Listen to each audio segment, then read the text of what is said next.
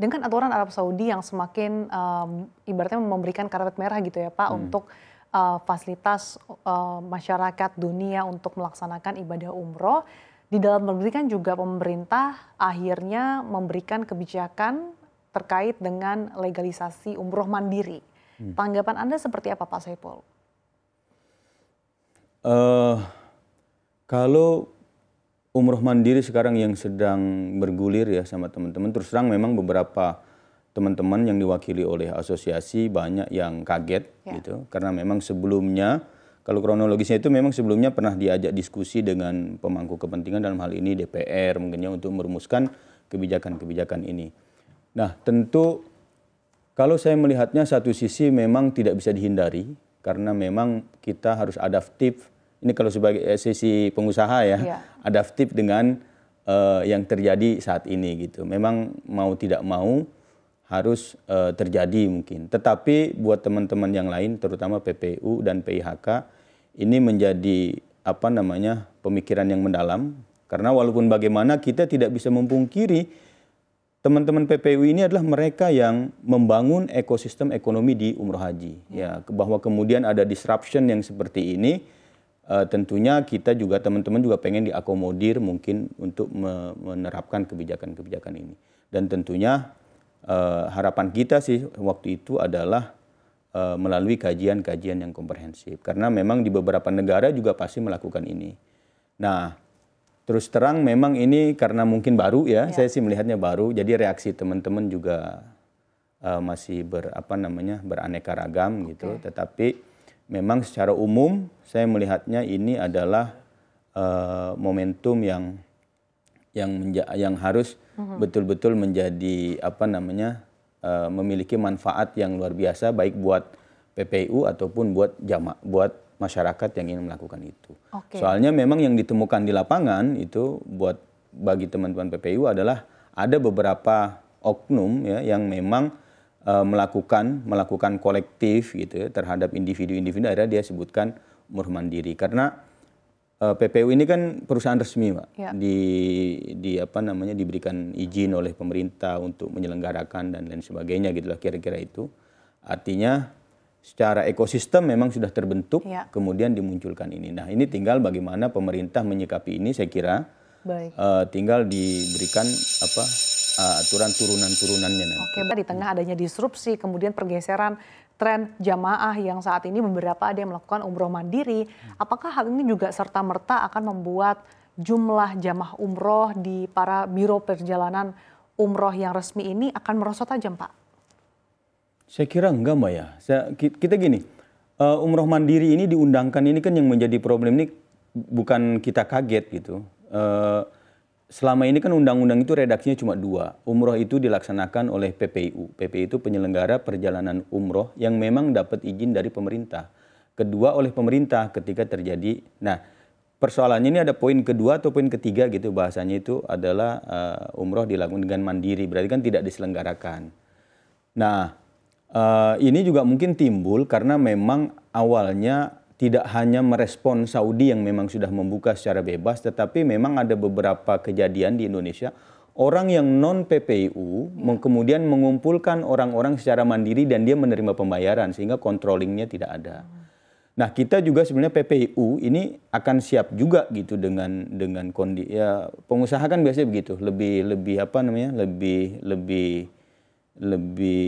atraktif ya, lebih akomodatif ya, lebih Harus bisa menerima lebih adaptif dengan setiap perubahan-perubahan itu. Nah, kita sangat setuju, toh kita juga sebetulnya dari dulu punya namanya umroh mandiri, artinya bahasa kita mungkin umroh private ya kan, umroh private. Kemudian ya kita lakukan edukasi yang oke lah. Bapak mau private begini kondisinya, dia mau sekian, kita bisa lakukan itu. Nah yang diterjemahkan menurut saya waktu itu dengan kondisi umroh mandiri itu adalah mereka yang secara ingin sendiri misalnya menggunakan platform. Sekarang kan yang menjadi kambing hitam ini kan platform nusuk katanya nusuk segala macam.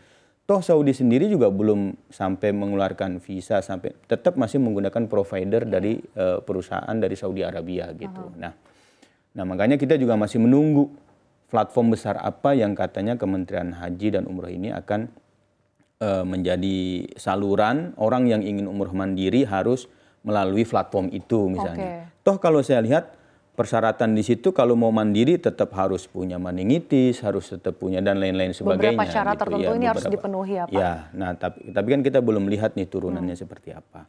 Sehingga ketika ini langsung diundangkan bahwa ada reaksi teman-teman yang seperti itu dan lain sebagainya ya, kita juga merasa bahwa ya memang yang menciptakan ekosistem ini kan kita dulu bersama gitu. Kenapa bukan tiba-tiba kenapa giliran ada umroh mandiri ini kita juga belum memahami betul ininya seperti apa gitu loh. Sempat menimbulkan pro kontra, tapi mungkin apa sih yang bisa Anda sampaikan kepada masyarakat yang ingin melakukan umroh mandiri Pak? Apa saja yang patut mereka perhatikan, apalagi kita tahu bahwa pemerintahan regulasi di Arab Saudi ini kerap berubah-ubah? Saya kira gini, hospitality di bidang umroh ini sekarang sudah masuk kepada wilayah private, karena itu kan ibadah. Mengakomodir umroh mandiri itu adalah agar mereka merencanakan perjalanan ibadahnya, misalnya let's say pengen lebih lama waktunya, pengen nyantai, pengen dan lain sebagainya. Saya kira kondisi itu adalah tidak mungkin terjadi pada orang yang pertama kali. Jadi minimal buat saya sih kalau saya bisa merekomendasikan kepada masyarakat yang ingin melakukan umroh secara mandiri, ya paling tidak sudah 2 atau 3 kali kira-kira gitu. Kemudian juga yang sudah memahami gitu ya. Kalau orang tua dari daerah misalnya atau ya masih baru pertama kali, saya sih sangat tidak merekomendasikan. Mau bicara apa? Mau bicara tentang masalah lebih low budget gitu ya. Sekarang kan orang suka bicara tentang lebih murah dah harganya dan sebagainya. Toh ujung-ujungnya juga tidak nyaman. Jadi sulit juga gitu kalau untuk yang pertama kali saya membayangkan walaupun sekarang begitu mudah informasi yang didapatkan gitu. Pada prakteknya saya kira agak sulit ya.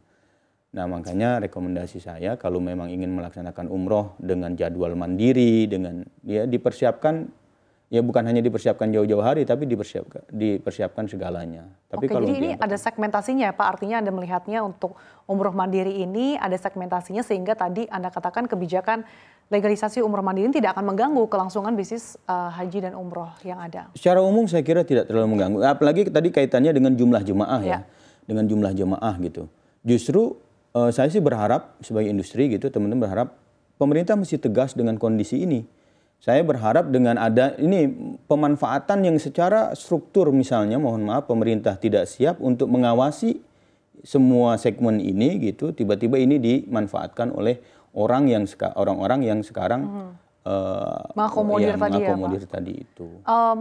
Mungkin worst case-nya apa sih Pak kalau misalkan hal ini dibiarkan tidak dari dini ditegaskan oleh pemerintah begitu, apalagi kita tahu bahwa dari penyelenggara resmi saja dengan aturan Arab Saudi yang berubah-ubah ada saja kejadian jamaah umroh tidak jadi berangkat, visanya tidak keluar dan sebagainya Pak. Saya kira ini dulu undang-undang ini kan bisa diberlakukannya nanti misalnya gitu ya. Ini mumpung di sini saya mengusulkan apakah ketentuan umroh mandiri ini bisa langsung dijalankan sekarang. Selagi belum keluar peraturan kementerian, Kepmen atau apa gitu, peraturan menteri yang baru ini tentang regulasi umroh mandiri ini, secara jelas saya kira jangan dulu dijalankan, kemudian strukturnya semua jalan. Ya kementerian ini kan punya tim pengawas ya, di mana apakah dengan KJRI-nya seperti apa di sana, di bandaranya seperti apa gitu ya. Nah kalau ini belum saya kira mestinya di stop dulu gitu. Agar juga tidak, kalau bahasa pemerintah sekarang jangan kisruh-kisruh lah gitu kan kira-kira. Kita lagi jalan biasa saja.